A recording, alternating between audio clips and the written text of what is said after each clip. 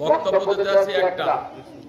আমাদের ভারপ্রাপ্ত চেয়ারম্যান আমাদের নির্দেশনা দিয়েছে যে আপনারা ইউনিয়নে ওয়ার্ডে গিয়ে সকলের সাথে ইফতার করবেন এবং আমার থালা পৌঁছাবেন।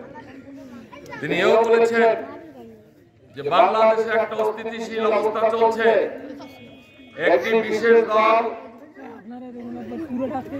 আল্লাহ তাআলার ভয় দেখিয়ে লুটপাটের পায়তারা করছে, আওয়ামী লীগের লোকগুলিকে জামাত বানাচ্ছে। যারা আওয়ামী লীগের একদিন লুটপাট করছে তাদের একটা ফর্ম দিয়া জামাত বানাচ্ছে। আমার অনুরোধ, ওই ফর্মে যারা জামাতি হয়েছে আপনারা তাদের আওয়ামী লীগের পূর্ববর্তী কমিটি দিয়ে থানায় ধরে দিবেন।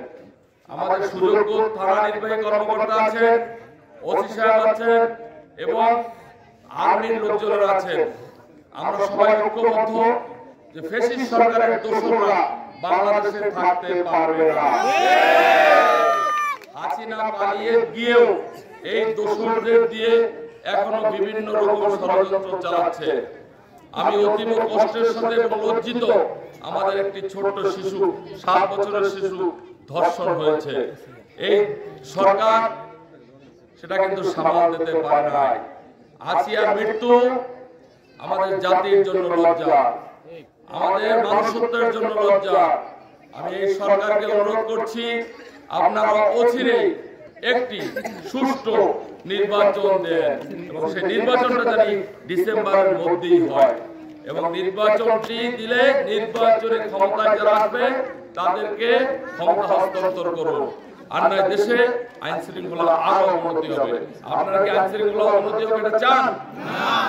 সুতরাং আমরা এই সরকারকে সহযোগিতা করতে চাই এবং আগামী দিনে নির্বাচনের মধ্যে আমাদের ভারপ্রাপ্ত চেয়ারম্যান ইনশাআল্লাহ একটা রাষ্ট্রনায়ক হবে। সবাই বলেন আলহামদুলিল্লাহ। আপনাদের সাথে ছিলাম, আগামী দিনে থাকবো ইনশাআল্লাহ। আমি কথা দিয়েছিলাম আমি বিভিন্ন ইউনিয়নে থাকবো, থানায় থাকবো, সাংবাদিকের সাথে থাকবো। আমি 13টি রোজায় এভাবেই ছিলাম এবং বিগত দিনেও ছিলাম, আগামী দিনেও থাকবো। আমি পরিশেষে আমার মা দেশনেত্রী খালেদা জিয়ার জন্য দোয়া চাই, মহান রব্বুল আলামিন যেন আমাদের সুস্থতা দান করেন। আমাদের নেতা ভারপ্রাপ্ত চেয়ারম্যান জনাব তারেক রহমানের জন্য দোয়া চাই। আর একটা কথা বলি, বিএনপি ভাইরা, আমাদের কোন লোক যেন লুট করে অংশগ্রহণ না করে। যদি কোন লোক আপনাদের ঘুষলাই নিয়ে যায় আপনারা যাবেন না। দেশে কিন্তু ষড়যন্ত্র চলছে। কি আপনারা কি লুটপাটে অংশগ্রহণ করবেন? সবাই হাত জাগাতে করবেন না। তারেক রহমানকে হাতে শক্তিশালী করার লক্ষ্যে আমরা এই লুটপাটে যাব না। ঠিক তো? আপনারা কিন্তু রোজার পূর্ব মুহূর্তে, ইফতারের পূর্ব মুহূর্তে আমার কথা দিয়েছেন। সুতরাং আমরা শান্তি শৃঙ্খলা বজায় রাখবো এবং আগামী দিনে যে সুষ্ঠু নির্বাচনে আমাদের ভারপ্রাপ্ত চেয়ারম্যান তারেক রহমান রাষ্ট্রপ্রধান হবেন, তার আদেশ নির্দেশ মেনেই আমরা এই দেশকে পরিচালনা করব ইনশাআল্লাহ। সবাইকে আমার অন্তরস্থল থেকে ধন্যবাদ জানাই এবং আমাদের যে এই অঞ্চলের নেতা ছিলেন জনাব মোশাররফ হোসেন, উনি কিন্তু মারা গেছেন, সভাপতি ছিলেন। আমি রোজার পূর্ব মুহূর্তে তার জন্য মহান রব্বুল আলামিনের কাছে দোয়া চাই।